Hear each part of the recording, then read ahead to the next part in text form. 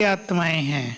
अगर हम पहले ही ये भावना रख लेते हैं ये व्यक्ति बदलेगा नहीं, पिछली बार भी कही थी ये बात, तो क्या हो जाता है, हमारे वाइब्रेशंस पहुंच गए उसको कि ये कह रहे तुम बदलोगे नहीं, तो ठीक है ना, अब हम नहीं बदलेंगे। और अगर हम संकल्प करें बदलेंगे तो ये वाइब्रेशंस काम करेंगे। पोजीशन और अपोजिशन की बात बहुत सुंदर है। ब्रह्मा बाबा ने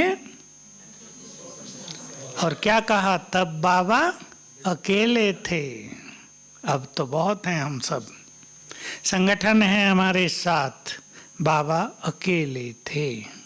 छोटे बच्चे ही तो आए थे, बाकी सब थोड़े बहुत बड़े आए थे, वो इतने कोई पावरफुल नहीं थे।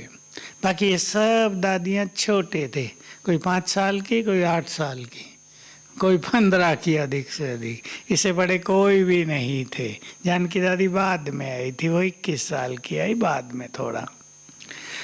तो अकेले होते हुए अपोजिशन को किस शक्ति से सामना कर लिया?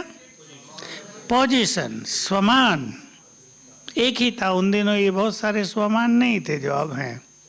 बाबा का काम है, उसकी डायरेक्शन पर हो रहा है, वही जिम्मेदार है, उसने आज्ञा दी है प्योरिटी की, वो आप ही संभालेगा। तो गाली मिलती थी तो बाबा को कुछ ख्याल थोड़ा ही होता था लोग मुझे गाली दे रहे हैं। जब मनुष्य को नशा हो जाता है, कोई शराब पी के चल रहा हो, आप उसे गाली देते रहो, क्या होगा? असर ही नहीं पड़ेगा। बादशाहों में बाबा को भी नशा चढ़ गया था पहले से ही।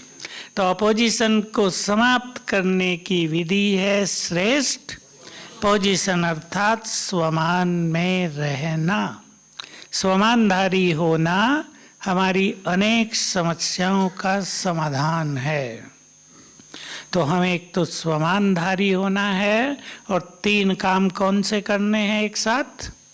मनसा से शक्तियों का दान, वाचा से, और कर्म में गुणों के दान। का अर्थ क्या होता है कि कर्म में अगर हम बहुत सहनशील होकर रहते हैं तो लोग सीखेंगे अवश्य।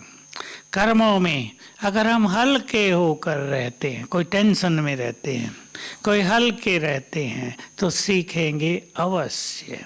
जीवन में यदि हम संतुष्टता के साथ चलते हैं तो अनेक लोग हमसे संतुष्टता सीखेंगे।